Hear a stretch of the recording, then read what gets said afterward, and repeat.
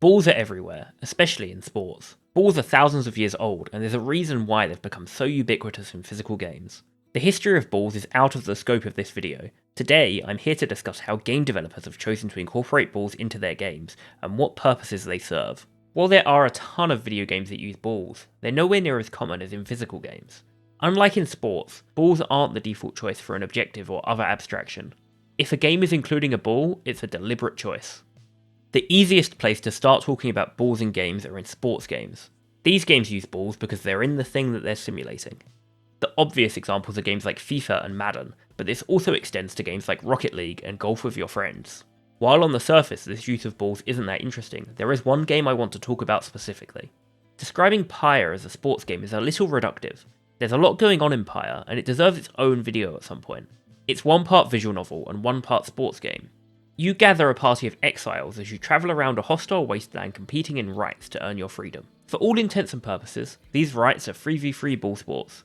Points are scored by getting the ball into a small goal at the opponent's side of the field, similar to association football or basketball. In Pyre, the ball is used to evoke real-life sports. The rights could easily have been combat-based. They could be about planting a bomb or any other objective, but Supergiant chose to use a ball and to make them sporting events. Games often default to violence as the source of conflict, and while that is functional, it does affect the overall tone. Pyre is an intimate character-driven game. Bloody combat challenges would be at odds with the writing, but the sporting events fit in perfectly. The use of a ball here immediately turns the game into a sports game, even though it doesn't really affect the mechanics. It also ties in well with some of the other themes of the story. There's a lot more going on than just the competitions in Pyre, but I'll save that for another video. If you like Supergiant's other games, I highly recommend you check out Pyre. The games I've talked about so far have all used balls in the context of sports. Another place where balls show up a lot is in physics games. Since balls are likely to be familiar to most players, the way they behave will be immediately intuitive. Most players won't have to learn how a ball will react to the space it's placed in. Not only does this help to make games more accessible, it can also add a layer of grounding to a genre of games which is often abstract in its settings. One of the earliest examples of a physics game using balls is the 1984 Atari game Marble Madness. Marble Madness is a game about rolling a ball through abstract levels as fast as possible. Although it's simple, the isometric graphics and ball physics make it impressive for its time. It inspired a ton of games both directly and indirectly, but the one you're probably thinking of is Super Monkey Ball. It's hard to make a video about balls without talking about Super Monkey Ball. It even has ball in the title. The control scheme is a little strange. Instead of controlling the ball directly, you tilt the stage to make the ball move around. The game also gets extremely difficult, especially in later levels. Despite all that, it's still an easy game to pick up and play thanks to the predictable physics of the ball. The complexity in Monkey Ball comes more from the stage design rather than the actual mechanics or controls. Since it's such a difficult game, the ball behaving intuitively helps to get players in. I think a big part of what makes the game so appealing is how easy it is to pick up and play with no prior knowledge. It's a great example of a game that takes something a player will already be familiar with and using it to ease the learning curve. Peggle was another physics-based game using balls. Instead of taking inspiration from marbles, Peggle draws more from pinball and pachinko. If you've played pinball, the way the ball bounces off of the pegs will be immediately familiar. Peggle is an interesting one, because you can get pretty far by just shooting and hoping, but you can also line up some crazy shots. The ball still behaves believably, but the sheer number of obstacles adds a level of chaos that makes it hard to predict what will happen. There's not a lot to say about Peggle that I haven't already covered with the other physics-based games, but it does bring me onto the original 2D ball game, a game which fits all of the categories I've talked about so far in this video. The game I'm alluding to is of course Pong. The game is all about predicting how the ball will bounce.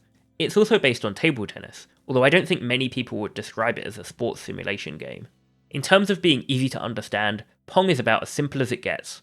Get the ball past your opponent's paddle while preventing it from going past yours. As one of the earliest games to see notable success, Pong is massively influential.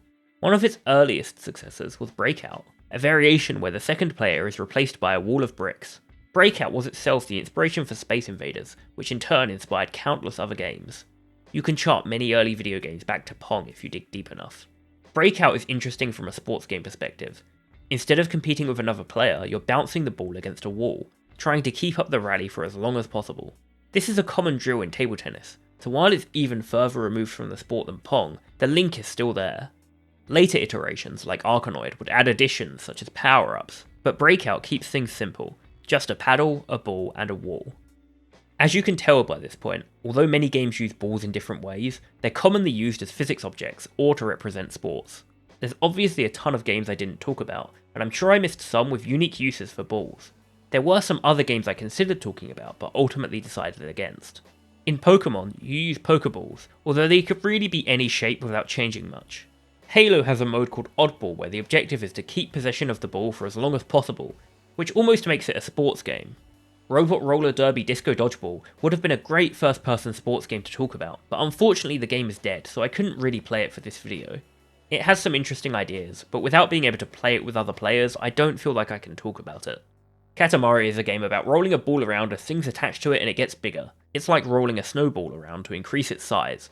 Finally, Diablo uses orbs as a part of the UI, which gives it a unique style while still being readable.